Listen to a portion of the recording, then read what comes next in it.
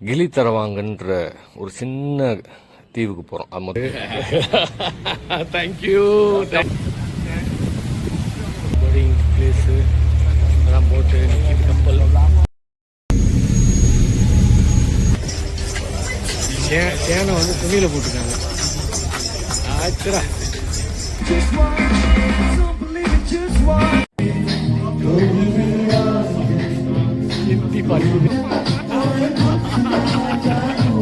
காலை வணக்கம்.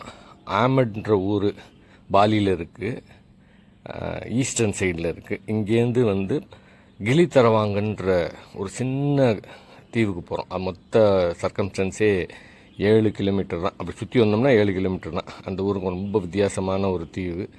அந்த தீவுக்கு தான் இப்போ கிளம்பிக்கிட்டு இருக்கோம். எரிமலையெல்லாம் வந்து விஷுவலாக பார்த்தா, கண்ணால் பார்த்தா தான் அதோட எஃபெக்ட் தெரியுது.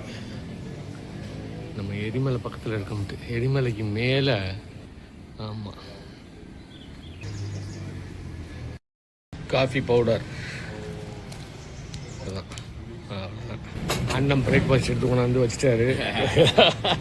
Thank you thank you welcome to Bali. Thank you very much.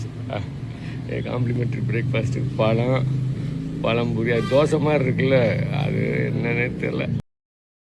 ஹாஸ்டல்லேருந்து harbour வந்து ஒரு 1.25 மணி நேரம் காரில் போகணும்.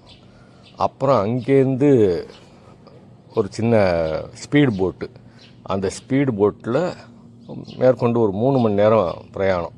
அது பண்ணால் தான் அங்கே போய் சேர முடியும். இனிமேல் தான் நார்மலாக வருமா, பேசஞ்சர்ஸ் நிறையா இருந்தால். கம்மியாக இருக்கும்போது இந்த மாதிரி இருக்காங்க. Okay, super area. அந்த ஒரு புள்ளியாக தெரியுதா, அதுதான் கிளி தரவாங்கன்னு. வந்தாச்சு கடலுக்கு, ஹார்பருக்கு கூட்டிகிட்டு போவாங்க. பெட்டி வச்சாச்சு. 12:15 ஆகுது மணி. 1:15 தான் கப்பல் கிளி தரவாங்கன்னு. சூப்பராக இருக்குது, நல்ல காற்றடிக்குது.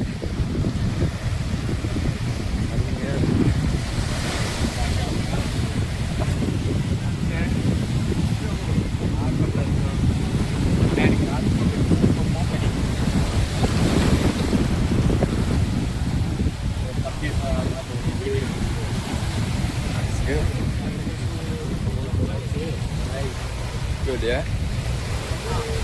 Nice. Oh. Very good. கடலில் போகிறது தான் ரெடியாக இருக்காங்க. அவ்வளோ சேவை கூண்டு அடிச்சிருக்காங்க பாரு.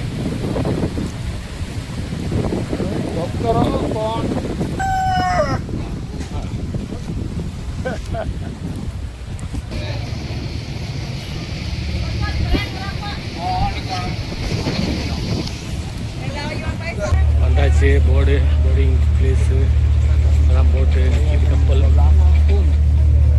பெட்டி அங்கே வச்சாச்சு. அதில் லோட் பண்ணியிருந்தாங்க. இது சீட்டு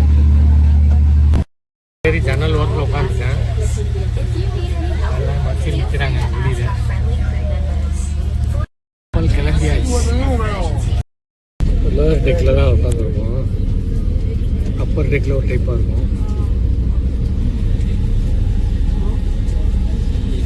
அப்படி கிளம்பிடுச்சு.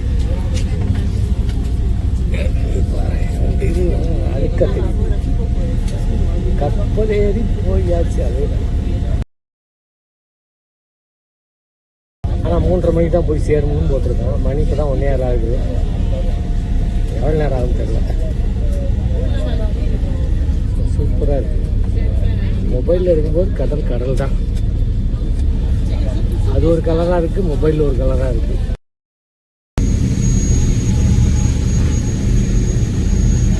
ரஃப்பாக தான் இருக்குது சி.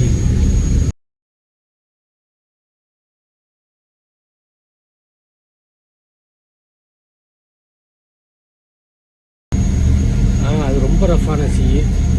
இந்த சீயுமே ரஃப்பாக தான் இருக்குது. நல்ல நடுக்கடலுக்கு வந்துட்டோம். லப்பாக்கி நிற்கிது.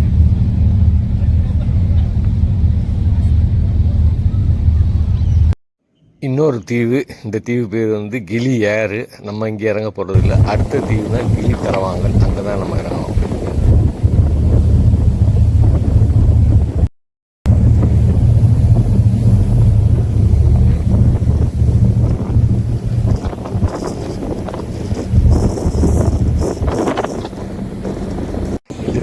வந்து பெட்ரோலும் கிடையாது, டீசலும் கிடையாது. பைக் இருக்கும், குதிரை வண்டி தான் இருக்கும். ஆனால் குதிரை வண்டியெலாம் இருக்குது. இந்த ஊரில் குதிரை வண்டி தான் போகணும். என்ன அழகாக போகுது. சேனை வந்து துணியில் போட்டுருக்காங்க. ஆச்சுரா.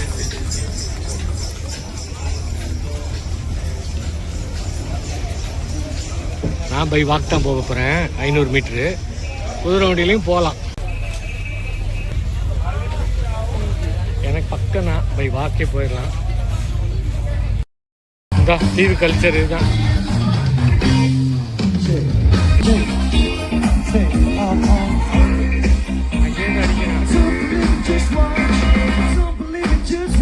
ஸ்கூபா டைவிங்க்கு இங்கே ட்ரைனிங் நடக்குது.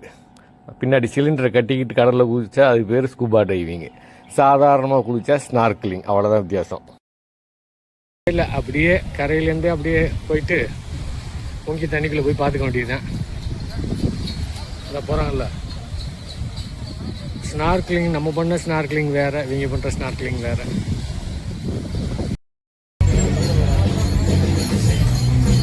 ரோடு இவ்வளோதான். குதிரை வண்டி ஓட்டிட்டு போயிடுறான். கப்பல் வந்தால் குதிரை வண்டி.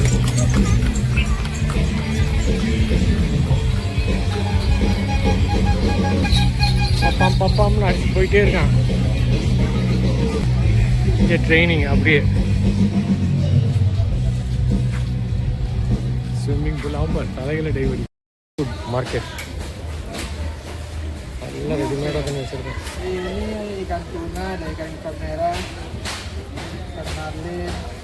சிக்கன் வச்சுருக்கோம், ஃபிஷ் வச்சுருக்கோம், எல்லாம் இருக்கும். வீட்டு போட்டு அப்படியே அங்கேயே அப்படியே குக் பண்ணி அப்படியே கொடுத்துருவாங்க. ஹாஸ்டலில் வந்து சேர்ந்துட்டேன், அவ்வளோதான். இங்கேயும் அது 600 ரூபா தான் ஹாஸ்டல் ரெண்ட்.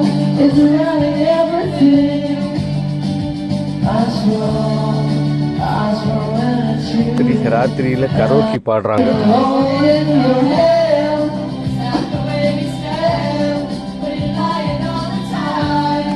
அடுத்து எனக்காக ஒரு இந்தியன் சாங் பாட போகிறோம்.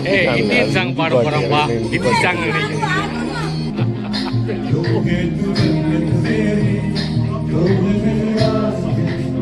ஹிந்தி பாட்டு. எனக்காக ஹிந்தி பாட்டு பாடுறாங்க.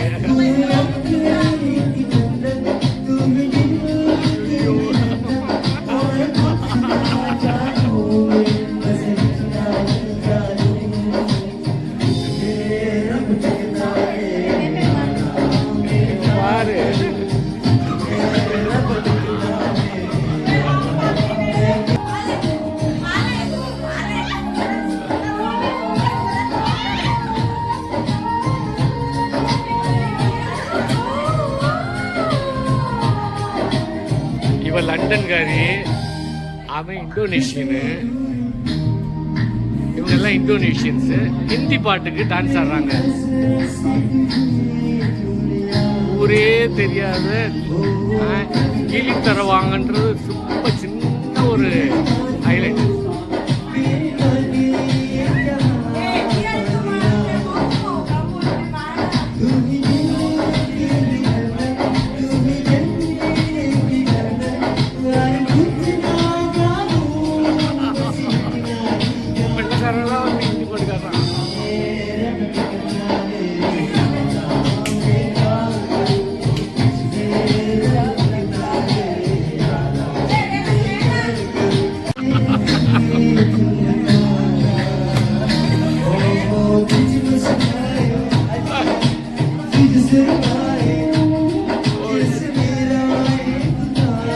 கரோக்கி.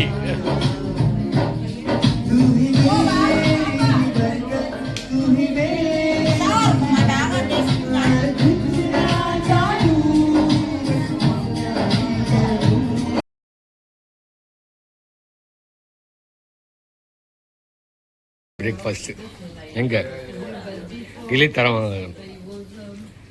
பேன் கேக்கு, நூடுல்ஸ் கேட்டாங்க, கொஞ்சோண்டு போடுங்க போட்டுட்டேன்.